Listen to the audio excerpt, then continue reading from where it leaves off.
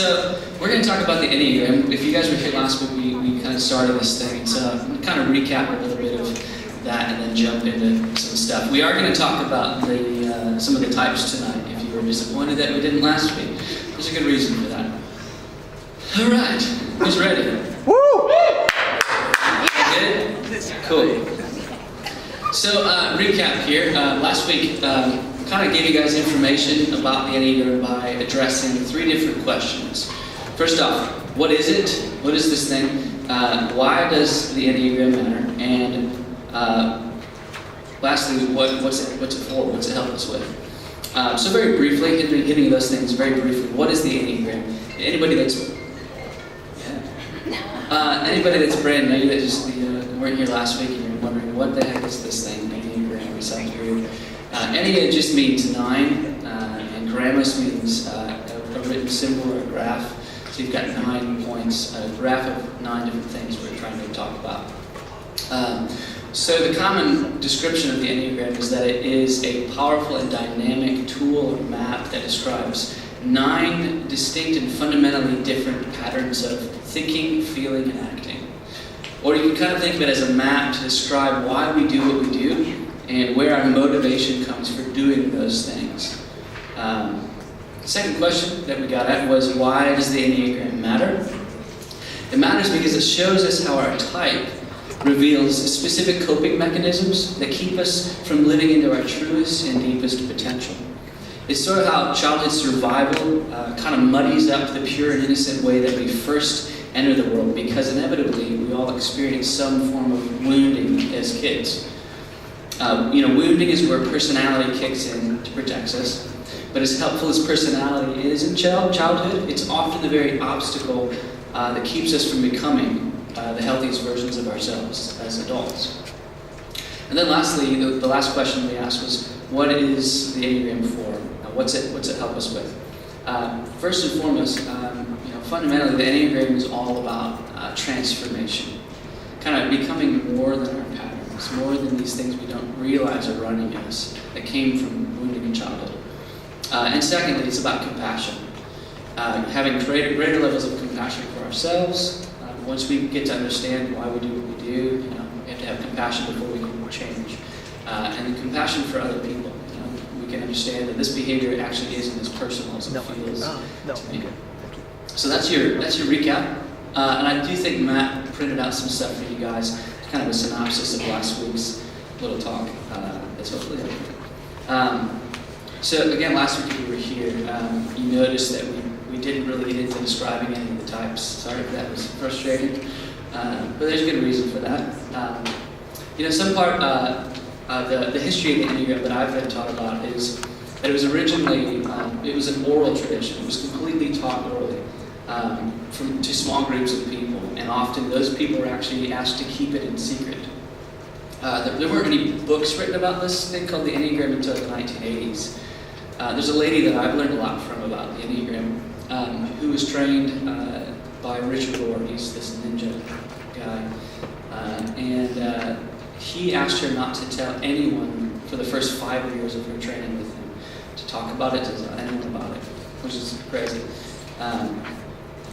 But I think this comes from the fact that these people believe that the kind of information that the Enneagram offers, sort of put in the wrong hands, or however you want to phrase that, could be quite dangerous. And I understand that might sound a little funny, but go with me here. Like we've said already, the point of the Enneagram is for transformation. And it's for transformation by learning that we are more than our personality, and that we don't have to be held back by it if we can learn to pay attention to our patterns. Because by paying attention to our patterns, we can begin to choose different or healthier options that we maybe previously didn't know were true of us as well. So from my perspective, a lot of people think the totality of the Enneagram is just a test that describes 9 types of people. But when you stop there, you do put people in a box. Just giving people in-depth information about who they are really just kind of reinforces personality. We kind of take on our type as who we are. But this is really just the complete opposite of what the Enneagram is intended for. So this is why my first conversation with you guys last week was, addressing first and foremost what is the Enneagram, and then also including, why it's helpful and what it can do for us. So we have to move beyond what is the Enneagram to what's the point of it, so that we can do something with it. So I want to kind of give you a progression that might be helpful to you. I think we can have a little slide for this too. It's through the tool of the Enneagram that we can gain self-observation. There it is. We can gain self-observation, which leads to awareness of learning what we need to balance so that we can find transformation. It's a pretty good little, cool. So we're going to jump now into the symbol, this weird-looking circle and all these other things. Great symbol. Thanks. You find that on Google? Heck yeah. Cool. So what's going on with the symbol? So you've got a circle, you've got a triangle, and you've got a hexad. That's the interesting sounding shape. I didn't know that was the name for a shape, but it is. So the circle describes, it's at the center of the Enneagram. It's said to symbolize unity and infinity and the oneness and eternal nature of God. The triangle, it represents threeness. And what spiritual teaching attempts to hold one and three in tension? Well, the Christian doctrine of the Trinity, of course. So all these shapes sort of symbolize something. The hexad then symbolizes process. It symbolizes, it describes how human growth and potential and change and transformation is very true to us. And these are the lines of connection that you see in between all the numbers here that we may get into later at some point. So from here we're going to move into a part of the Enneagram that we call triads. So the 9 types are broken into 3 groups, each represented by a center of intelligence. You've got the head intelligence, you've got the heart intelligence, and the gut or the body intelligence. So there's sort of 3 different ways that we exist in the world. With our head, with our heart, and with our gut, or our instinctual sort of intuition. So each number is a part of one of the 3 triads because they share common assets and liabilities related to the center of intelligence that they're in. For example, types 2, 3, and 4 share common assets and strengths and liabilities involving their feelings, which is why they're grouped together in the heart center. Likewise, 8's assets and liabilities involve its relationship to its gut instincts, which is why it's in the gut center, and so forth for all the numbers. So you got the head, the 2, 3, 4, the heart, the 2, 3, 4, the head, the 5, 6, and 7, and the gut, the 8, 9, and 1. So tonight we are going to jump into describing the types, but we're going to do it by order of the triad. So tonight we'll talk about the 8, 9, and 1. And so there's actually kind of a theme for each of the triad. It sort of describes why each of the numbers are in the triad as well. It kind of connects them together. The themes for the 8, 9, and 1 are that they're all concerned with resistance and control of their environment. They tend to have issues with aggression and repression. They all seek autonomy, and they each have an underlying core emotion of anger or rage. It can be a bit scary from some of these numbers.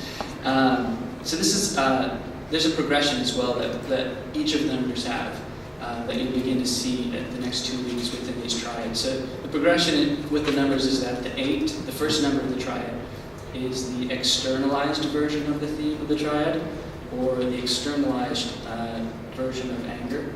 The 9 is out of touch with the theme of the triad, and the 1 sort of pushes down or internalizes their anger, or the theme of the triad. And that's sort of the progression that you see throughout each of the triads as we jump into those in the next few weeks. We're going to jump into the descriptions of the numbers here. And Matt, if you want to join me, he's going to help out here for a little bit. You guys doing all right? 2 people. When Seth says I'm going to help out, all he means is I'm not nearly as smart as him, so I'm going to ask him to go slower at various points for the rest of the room to catch up, for those of you who are more at my pace. Though I wouldn't mean to project on any of you. I'm sure sure all of you are smarter than me. All right, just quickly going back to a couple things you said, even, because I think this could be helpful and neat for some people to hear. Now, you mentioned last week that the origins go potentially as far back as 3,500 years. A lot of Christians trace its roots back to the desert mothers and fathers, the 5th-ish century, right? 4th? Yeah. But you just mentioned Richard Rohr, the woman you studied under him. Richard Rohr wrote the first modern publication from a Christian perspective on the Enneagram. 1990? 91? That sounds right, yeah. So I just mentioned that. Some of you, I know maybe you're here tonight because a Christian friend of yours 6 months ago mentioned this to you, or last year, The Road Back to You was a book published. It was the first book by an evangelical publisher that brought it into a lot of Christian conversations. Most Christian writers and teachers, at least in America, who are talking about the Enneagram right now, at some level would trace some roots back to Richard Rohr, if indirectly, if not directly. Is that right? Yeah, and Richard Rohr was trained in the Enneagram by a Jesuit priest. Okay. Yeah. So there's a lot of Christian history that informs this tool for sure. Okay, awesome. And you mentioned it can be dangerous to kind of go too quick, right? And what I was thinking of when you said that is, and we poked fun at this, I think even the week before you joined us, Seth. Like most of us in this room have probably either encountered the friend or been the friend who listened to one podcast on the Enneagram, took 1 2-question assessment, and then started going around typing every person we know. We shouldn't do that so much, right? No. Okay. It's just not helpful because all you're basing your typing on is behavior, and behavior isn't what this is about. It's the motivation behind your behavior, and we can't see motivation, right? Yeah. So I just wanted to point that out, knowing that some of you, again, might have come last week thinking, okay, when's he just going to tell me the 2 things I need to know for my type? If you guys will hang and listen to Seth over these next couple weeks, you will have a far more sophisticated and nuanced understanding of the Enneagram than most of your friends that have told you that they love. I mean, but a lot of you have talked to someone before who said they love the Enneagram and they couldn't stay in the conversation past one follow-up question. So that's why Seth kind of teaches it the way he does, and I hope you guys can find that helpful. Okay, I think, and then just last thing, if you guys haven't figured this out yet, the handout, the front page was a very, very brief summary of what Seth said last week.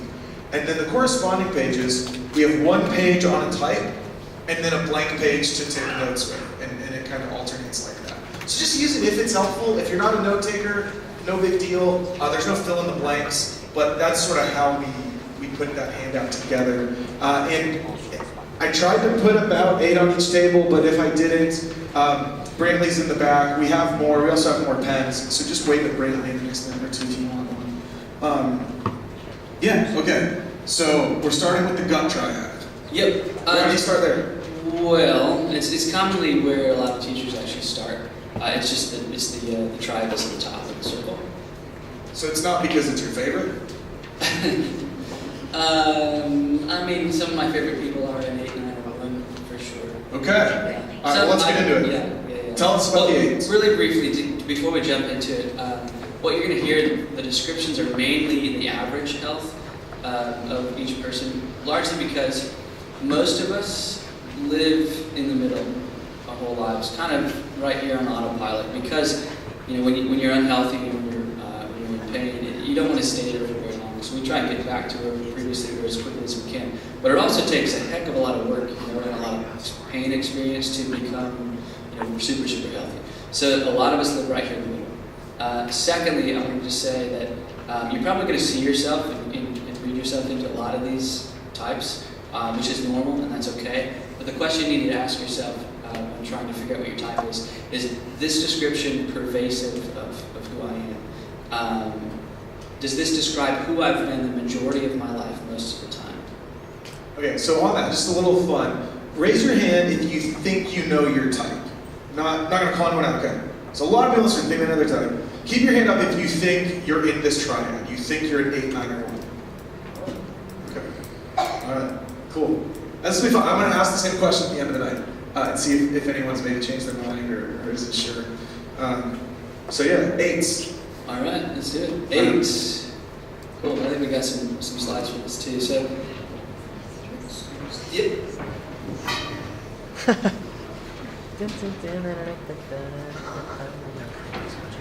You guys see that? Okay. Yeah. All right, here we go. The 8. They're often called the protective challenger. These guys sound fun, right? Their key motivations, they're motivated by the need to resist weakness, to be self-reliant and strong, to assert themselves, to stay in control, and have an impact on the world. 8s are often pretty intense. They need to stand independently all the time. This is kind of a big thing for 8s. 8s often express what they think they express what they think as intensely as they feel it, whereas a lot of times the rest of us kind of have a filter and we don't. A story of an 8 for you. I had coffee last year with a guy who was telling me a little bit about his childhood and how he wasn't too much involved in gangs, but these groups of younger kids where he was sort of the ringleader and he was defending all these younger kids. And he was telling me about getting in these fights. And he wasn't just telling me that he was getting in fights. He was describing like the energy behind it. He was describing like how there was blood and how there was it was just the language was intense. The language was intense. And I was just feeling, wow, I wouldn't go this far when I'm telling somebody about this, especially if I hadn't met this person before. The same guy in the same conversation was telling me about when he first got married. He sat his wife down and he said, hey, let's just get all the things out in the open that we might fight about in the future. Let's do it right now. And that's not normal, at least for me. I mean, we're going to talk about this once we get to the 9, because I'm the 9, but I try and run away from conflict, whereas they just go head on towards it. So the 8s are known for sparring with people to get closer to them, to find intimacy. 8s have sort of this unconscious need to be against people, largely because what they fear most is being weak, powerless, harmed, controlled, or manipulated. And 8s have sort of this basic desire to protect themselves.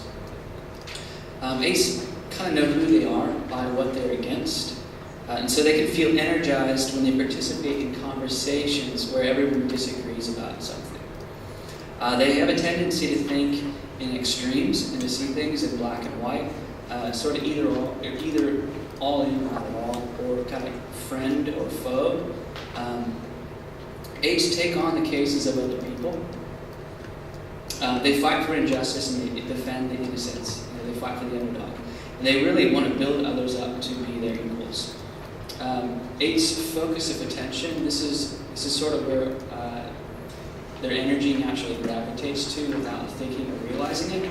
8's focus of attention is on losing control. 8s kind of can't help take over when there's available space. So 8s walk into a room and subconsciously think, who's in charge and do I need to take over? I love that. In an unhealthy space, 8s can manipulate people by dominating others and demanding others do as they say. It may look like 8s kind of like controlling situations, but I've talked to a lot of 8s, and it's not really so much that they like controlling things as much as they just desperately don't want to be controlled. 8s want you to meet them with their energy. They sort of look at people with a, can you hang with me or not? And the way that you hang with them is by meeting them in their space and their energy and inspiring with them. There's what's called also a lost childhood message for everyone, for each type. This is something that each person sort of doesn't know, doesn't trust, or didn't hear enough to counteract how they were predisposed to be in the world. This lost childhood message for 8s is that you will not be betrayed. And so the natural result then is that 8s take on this unconscious message of that it's not okay to be vulnerable or trust anyone. So 8s are in the gut triad, so they're reading the world from right here. They're very alert for hidden agendas, and so they test people pretty regularly, and they're looking for people that they can trust. So because they sometimes really fear betrayal of them, it's really important that you don't ever hide facts from the 8. Bad news is fine. Remember, they were direct people. Bad news is fine, but make sure you bring all the news. They don't want to be surprised by something that they didn't hear from you. They want the truth all the time. So control is central for them, which is why vulnerability can be difficult sometimes. 8s may have a hard shell and a strong personality on the outside, but in all reality, there's actually a pretty soft sort of inner core to them, sort of more teddy bear-like than what they allude to on the surface. If you've heard of the 7 deadly sins, this traces back to Christian spirituality and the Christian tradition. There's sort of a deadly sin associated with each of the types. In the Enneagram world, this is called your passion. Passion just means suffering. This is sort of the emotional habit for each type, and the passion for the 8. And all these words are older words, so they sound funny, which is why I kind of tease them out a little bit. But the passion for the 8 is called lust. And this word doesn't entirely refer to a sexual lust. 8s are lusty in that they are driven by a constant need for intensity, control, and self-extension. Lust causes 8s to try and push everything in their lives and to assert themselves willfully. So finally, at the end here, at their best, 8s are direct, authoritative, trustworthy, just, loyal, energetic, protective, and self-confident. But at their worst, they can be controlling, rebellious, insensitive, domineering, self-centered, skeptical, and aggressive. To finish up here, 8s on the diagram, I don't know if you can throw it up there if that's easy or not, but the 8s on the diagram move instinctively to the 2 space in secure situations, and they move to the 5 space in stress. So that's the 8. Okay. All right. Right now, raise your hand if you're thinking of someone close to you who might be an 8. Okay. Seth, who is your favorite 8 that you know? I mean, the right answer here is you. Right! Yes! Oh my goodness. So, somebody said to me once that one of the best ways you can know your type is if someone's reading through them or talking through them, and they're talking about one of the types, and you find yourself thinking, oh my gosh, they're sharing all of the worst parts of me. That's probably your type. And that's certainly how I feel listening to you talk through the 8s. Sorry. And if anyone else is out there thinking, it's like Seth stared into my soul. You might be an 8, not saying you definitely are, but man, kidding aside, this is really helpful hearing you talk about it. I just want to hit on a couple things you said, and we'll do this with every number, whether it's one of us or not, or maybe you invite somebody to speak to. I get to be thrown in the bus next. Yeah, Seth's a 9, we're getting there.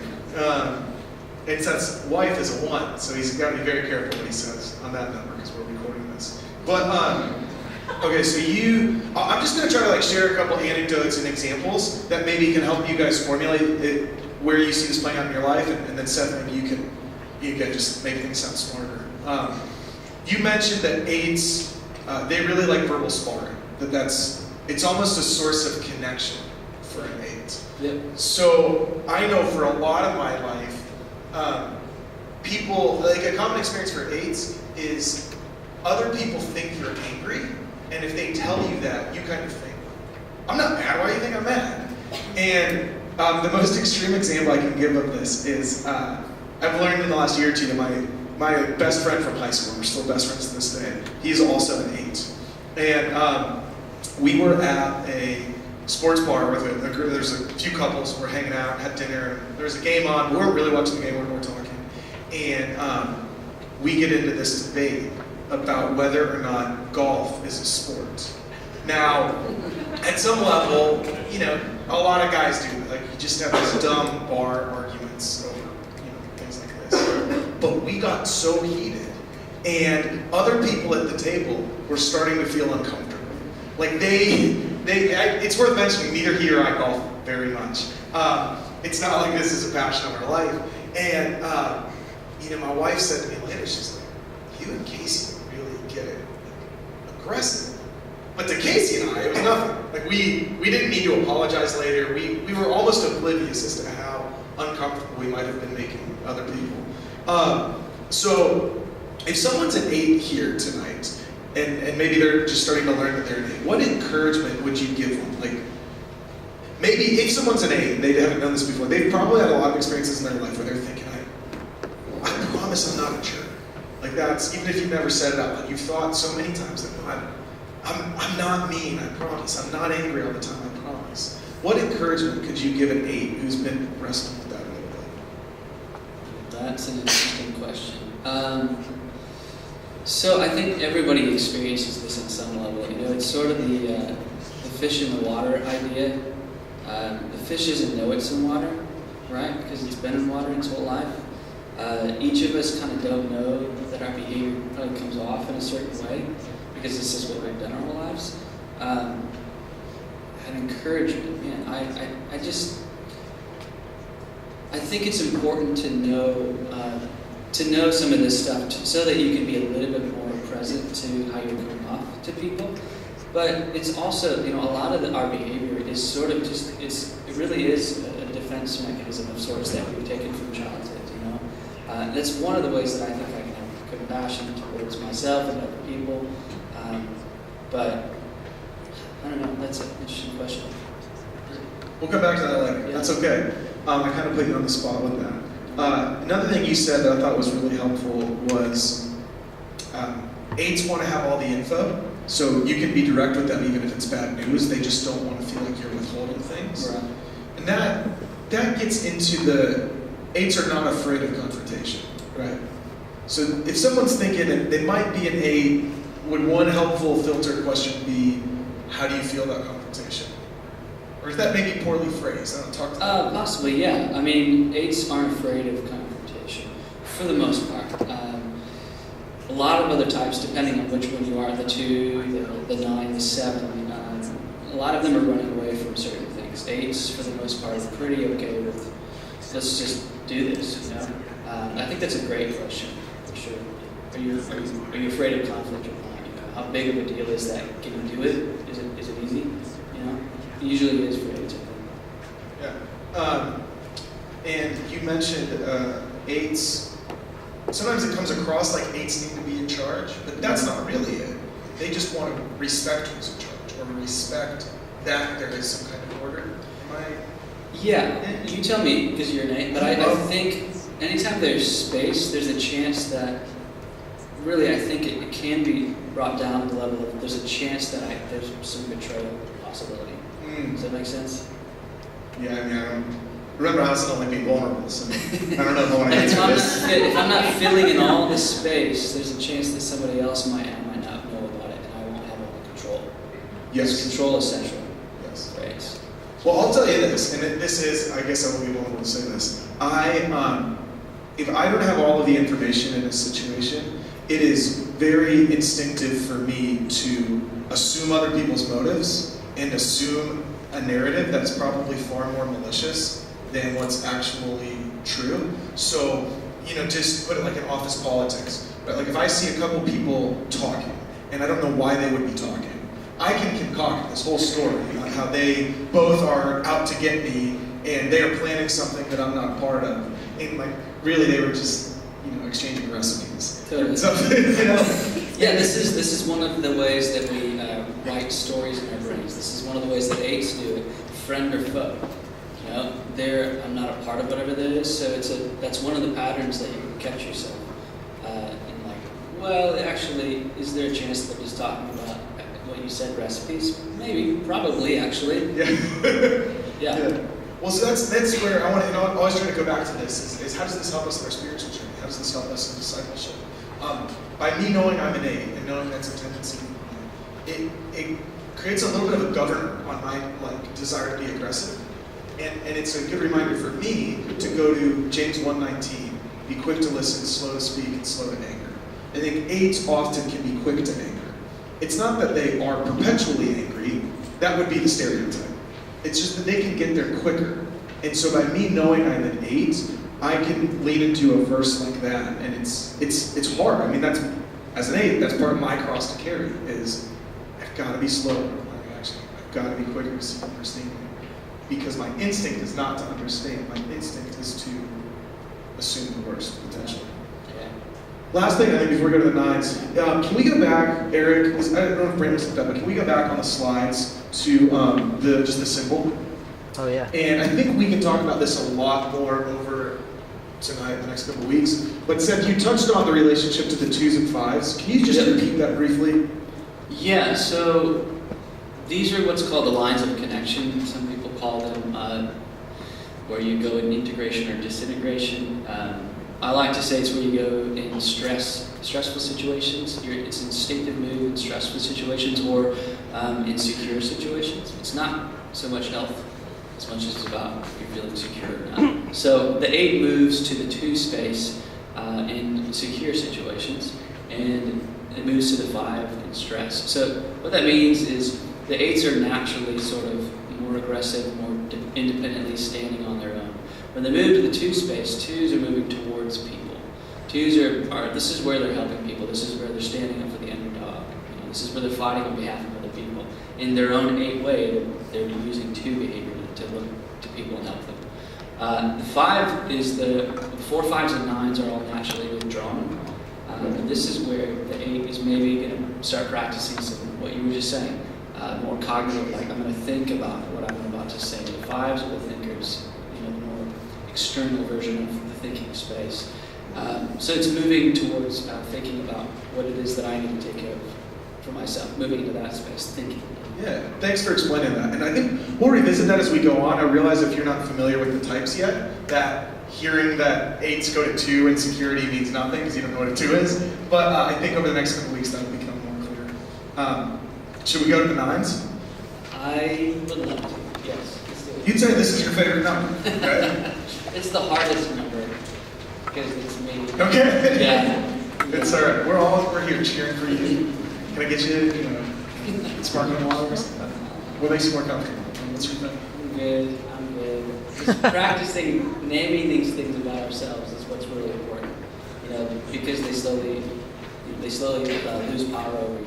So that's why I game to do this. Here we go. All right, here we go. The 9. The 9 is the top of the triangle here. The 9 is called the peacemaker or the mediator. Peacemaker, I think, is the healthier description of the 9.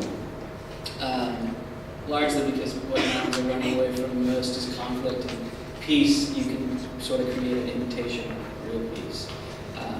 But 9's core or key motivations are to have serenity and peace of mind, to create harmony in their environment, to preserve things as they are, to avoid conflict and tension, and to escape upsetting problems and demands only. 9s need to keep peace at all costs. They avoid outer reality in order to keep inner peace. 9s have this unconscious need to avoid. 9s are the kings and queens of avoiding, largely because what they fear most is being in conflict, being loveless, shut out, and disconnected. So what they basically desire is to always be at peace. 9s have sort of a central defense of making themselves go numb. To help that a little bit, 9s kind of compare down. I heard a story one time from an Enneagram teacher who says, so a 9 loses their house in a massive explosion for some reason, I don't know. And they're pretty distraught. And then the next day they hear of this competition that they can enter. And the three winning prizes are a brand new house, that's pretty amazing, a brand new car, or pancakes. And so the 9, hoping to win the house, you can say something. Well, wait. The 9 enters the competition, really hoping to get the house. He just lost his house in a massive explosion. And the 9 enters, and the 9 finds out he wins, or she wins, and they're really excited, and they find out what they won. They won pancakes.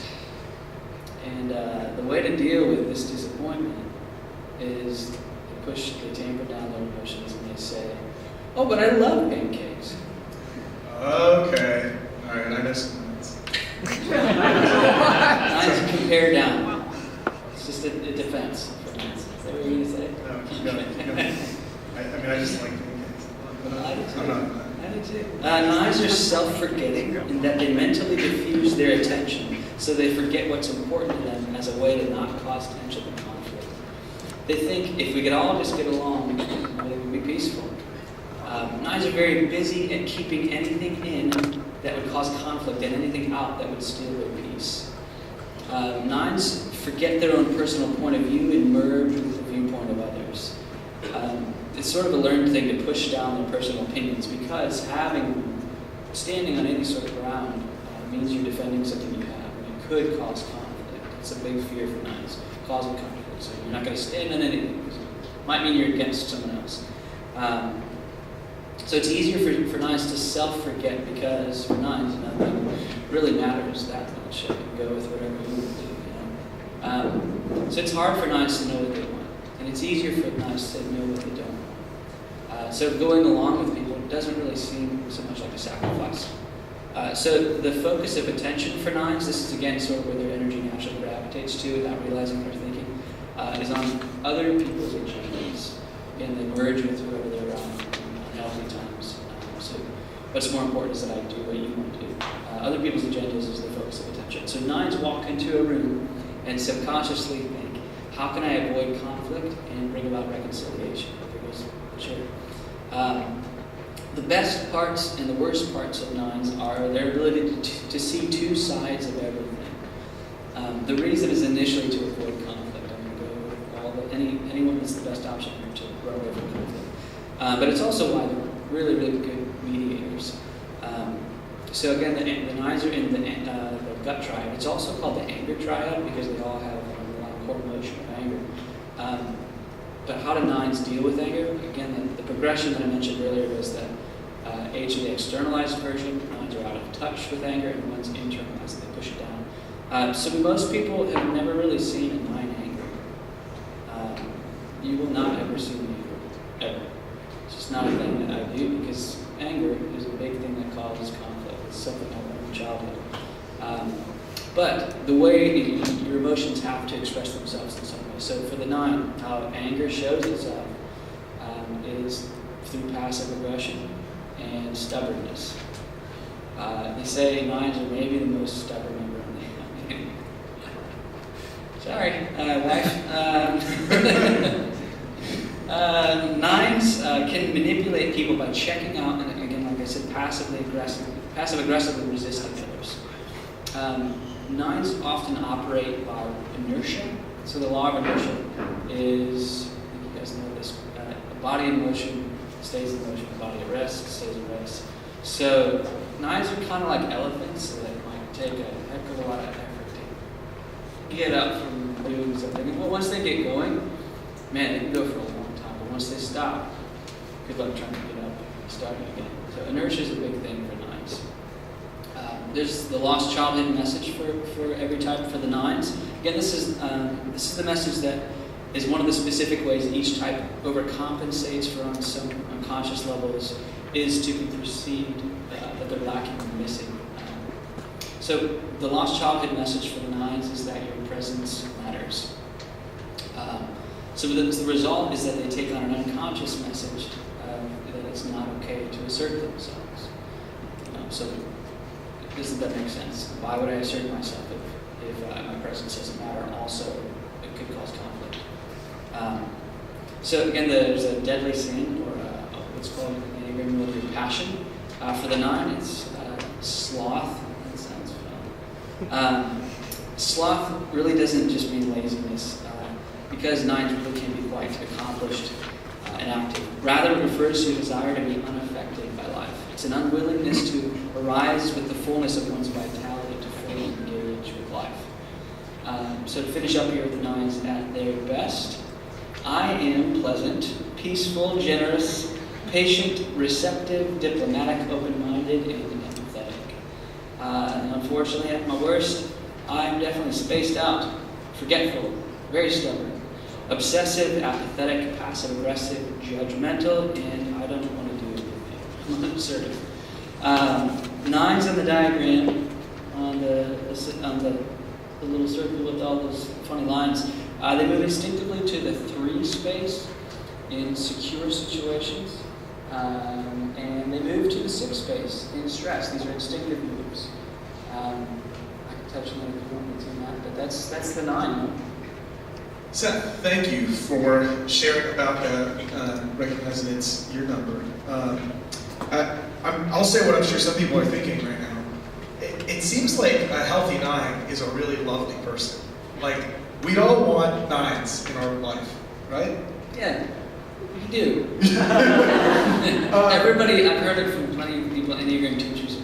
Everybody loves 9s because they go with whatever you want to do. It's just they're the peaceful person that helps you. Oh, this isn't actually a big deal. Something maybe is a big deal, but it's just their job. It's their gift. Yeah. Yeah. So let me put this out there and react to this. It would be helpful to know if someone you're in a close relationship with is a 9, in part because you may not intend to always get your way. You may not intend to walk all over them. But if you can know they're a 9, then you can love them well by really trying to invite them to express what they want. Because if you're dating someone who's a 9 and you don't realize they're a 9, you may find they never have an opinion on where you go to dinner. They never have an opinion on what you do Sunday afternoon. But if we know they're a 9, like how can, not you specifically, but you, like how can people love you well in light of you being a 9? Because 9's focus of attention is on other people's agendas. That's one of the ways that they defend themselves in the world so they don't cause conflict. A helpful thing for 9s is to help them make their own decisions, help them find their own voice. Because often, a lot of 9s don't realize they've never had their own voice until they get into their late 20s or 30s. Because what has worked for them, how they make friends, how they keep their job, is to just go along and get along.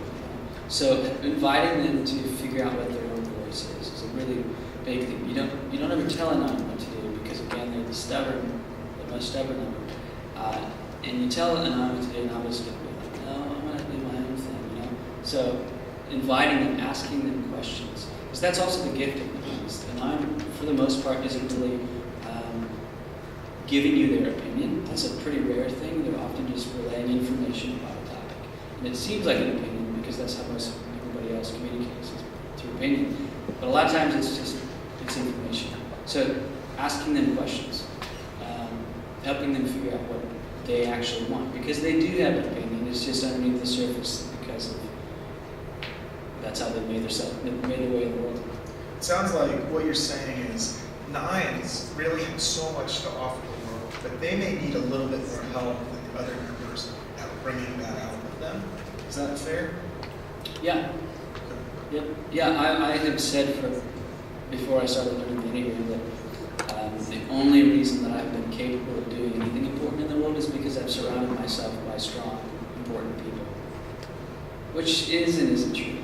Right, yeah. In some ways, you're selling yourself short even in that statement because you engage the world through other people's agendas. So it's more comfortable for you saying, well, I can teach the Enneagram because I've had great people around me. Right. When the truth is, God's given you a gift, and that's in you, and that's part of your unique design. Right? Yeah, come on, Seth.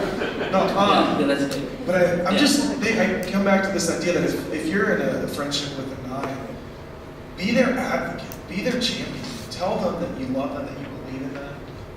Speak life into them, because if you have a 9 in your life, there's probably a lot of potential that they are a good way to serve them and be encouraging them to bring that out. Yeah, I think there's sometimes a correlation between the love languages and Enneagram types.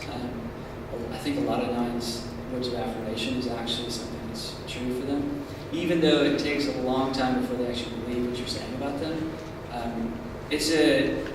My wife, it bugs her that she needs to repeat herself about something that's true of me before I actually take it on to be true. But that's part of what it means to encourage a 9, is you kind of sometimes have to, depending on the version of the 9 that you kind of have to keep drilling that into them before they really believe it's true. Because again, the lost childhood message for the 9 is they don't know the presence matters. That's what they kind of took on in childhood. So. Well, Seth, we'll repeat this over the next couple of weeks, but I do just want to say, as we move on from tonight, you being here and you sharing what you've been learning with us is a real gift to our community. And we really appreciate you being here with us. So can we thank Seth? We're not leaving Seth.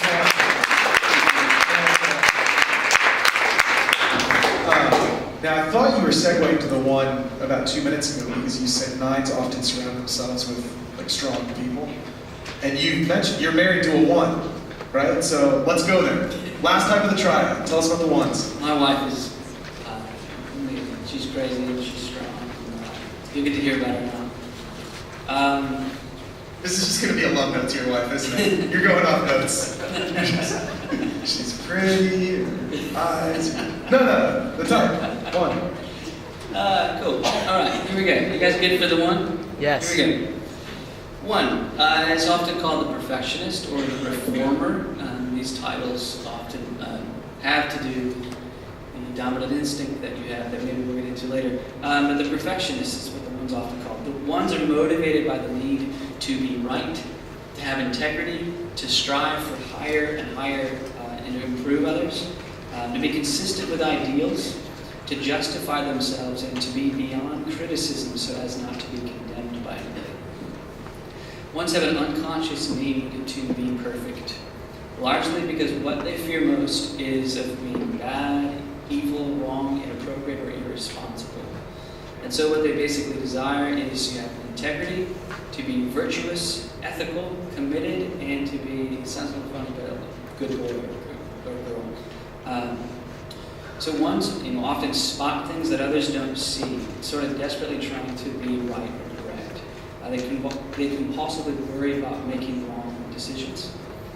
So they have an amazing ability to assess every situation for improvement. They really do notice a lot of the things in a room they walk into. A story, my wife and I, we've seen a marriage counselor for the last few years, and we go to this lady in Brentwood, and it's this space that she rents with a bunch of other people. And you walk into this room, and there's this chandelier. It's a really cool, big chandelier. And we've been going for like a year and a half at this time. And one day we're walking out of the room, we're walking down the stairs, and my wife says, "They finally fixed it." And it was this one light that I guess had been out for 6 months. That no way in the world would I ever see. That's where their focus of attention goes to, what needs fixing. They see these things. This is a part of a defense mechanism for them. Another amazing story about my wife is this past Christmas in December, we were putting up our Christmas tree. And we had a friend over who was helping with it because it was a bit of a bigger tree. He says, "How do we know if it's straight?" And my wife says, "It's okay, my eyes are levels." So 1s are actually known for doing this, like narrowing down all the options so that they can see the best one. They just have an uncanny ability to see things like other people can't. There's a pretty commonly understood thing for 1s is that they have this inner critic. I forget if I mentioned this last week or not, but it's this voice in their head that's sort of 90% of the time on average critiquing them, criticizing them, sort of telling them, "You can do better than that. You're more than this. That's not good enough. Keep trying." And the unhealthier they are, the worse this kind of voice or demeaning it is. So 1's focus of attention, again, this is where their energy naturally gravitates to without thinking, is on what needs fixing. So 1s walk into a room and subconsciously think, what's broken or wrong, or what needs improving, and how can I be the one to fix it? So 1s compulsively are needing to act on what seems correct, which often leads them to what should be done, and sacrifice what they actually want to do. They have to make sure they accomplish the things that are taken care of first, the responsibility, before they can attend to their own wants and needs.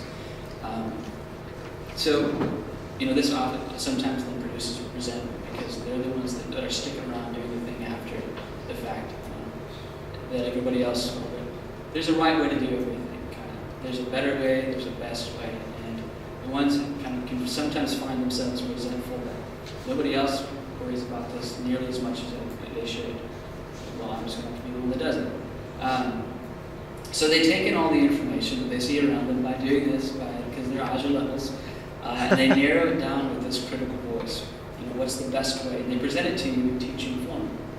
And if you don't kind of take this opinion on as yours, that can be like, I just figured out the best possible option for you. How are you not? This is, here you go. This is a gift. Why are you taking this on as like the best thing? So they can have a hard time of letting go what they think is the right way, even though it actually often is the best possible option, because they have an uncanny ability to see these things. So they can often take on way too much responsibility, and they can think if you want it done right, you have to do it yourself. So again, you can find ones doing tasks that others didn't do right the first time. So a story of a friend of mine that I lived with for a year when we first moved to Nashville. I don't like doing all these little sort of remedial responsibilities of owning a house or specifically dishes. I just hate doing dishes, to be honest. Always have. And so anyway, I was feeling the drive to go do some stuff that needs to be adult. And You were going against the slot of the knot. You're going to engage. there you go. Yeah, that's good. Yeah. So I had hand washed some stuff, and I put a bunch of stuff in the dishwasher. And I left the room to go grab something or whatever. I came back, and this guy, one neighbor, he had opened the dishwasher and was rearranging the dishes, how I put them in there. Because, again, there's a right way to do them. One's job, in their mind, is to make sure things are done to this standard. That's how they know that everything's okay. So ones are black and white thinkers.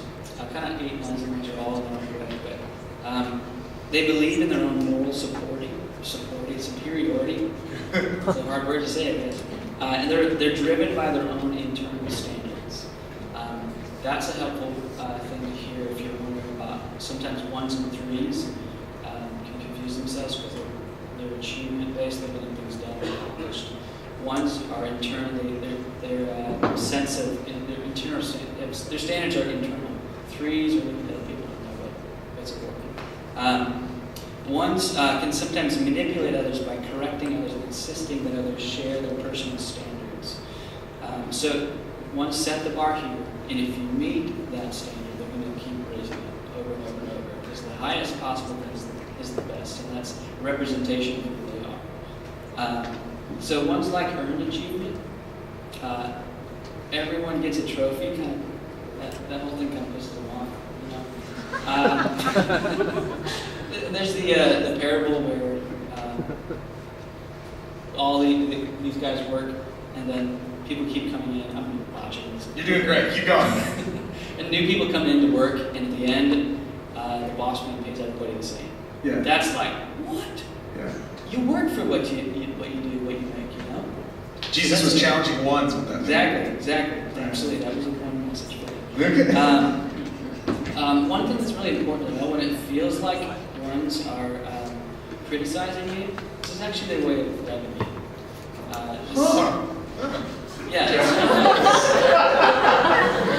It's interesting. It's their way of presenting to you, well, here's the best option. Here's the thing that you didn't do the way you could have done it. That's just their way of loving you, which is interesting. But that every time there's their own way of doing it that we don't understand. So hopefully this would make sense of all the stuff that I've mentioned already about their mind. But the lost childhood message for the one is that you are good. So this is again a message that they didn't know, believe, or hear enough to counteract how they're predisposed to be in the world.